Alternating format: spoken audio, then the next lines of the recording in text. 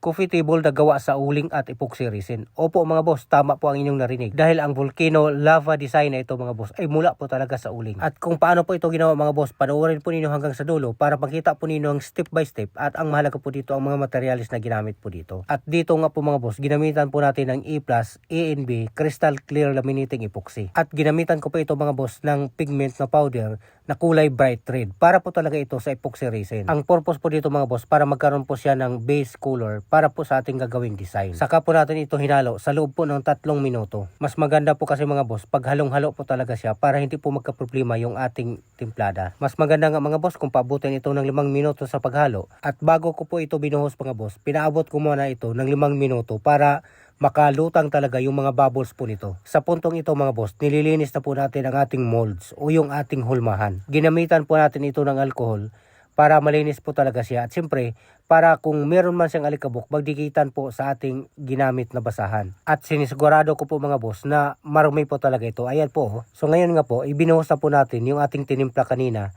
na laminating epoxy. At bago ko nga po binuhos ito mga boss, hindi ko lang po napakita sa inyo na ginamitan po natin ito ng leveling bar para po pantay ang kapal po niya. At saka po natin ito inisprehan ng alcohol ulit para magputukan pa ang mga naglabasan po ng mga micro bubbles. At pagkatapos nga po ng kalahating oras, habang papatuyo na po ito, ibinuhos na po natin yung ating uling. At dito nga po mga boss, unti-unti na po niyo nakikita yung ating design. Dahil ang goal ko po talaga dito mga boss, na makuha ko po yung design na volcano lava design.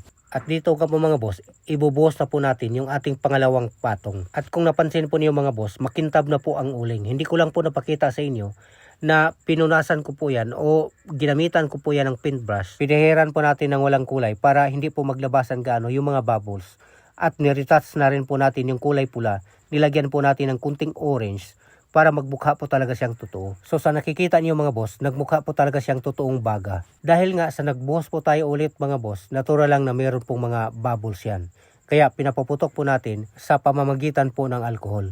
Pwede rin naman mga boss ang heat gun o kaya yung blowtorch. Sa kabuuan mga boss, nagbuhos po tayo dito ng 4 na beses. Hindi po natin ito binigla mga boss dahil delikado baka mag-crack po siya. Dahil laminating epoxy nga po ang gamit po natin at hindi casting epoxy. At dahil natuyo na po siya mga boss, ang ginawa po natin ngayon ay tinanggal na po natin mula po sa ating hulmahan o sa ating mold. Sa mga gustong gumawa nga pala ng ganito mga boss, lahat po ng materials po dito ay nabili ko po sa online. At dito nga po mga boss, nilihan na po natin ito para sa final po na buhos. Number 600 po ang gamit ko po dyan. Saka ko po ito nilinis at nilagyan po ng harang na masking tape. At nung nalagyan na po natin mga boss ng harang, saka po natin ito ibinuhos yung ating pang final. At nung nag-sticky na po siya mga boss, yung malapit na pong matuyo, saka po natin binitawan itong ating masking tape sa gilid para magkaroon din po ng resin yung gilid po ng ating table. At sa nakikita nga ninyo mga boss, dito po sa gilid, unti-unti na pong umaagos ang resin sa gilid.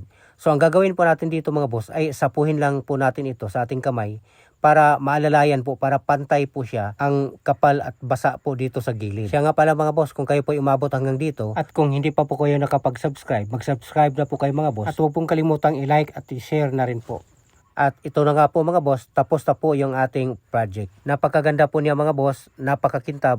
At mukha po talaga siyang totoong lava mga boss. At sana abangan po ninyo mga boss dahil meron na naman po tayong order at ibang design naman po. Maraming salamat po.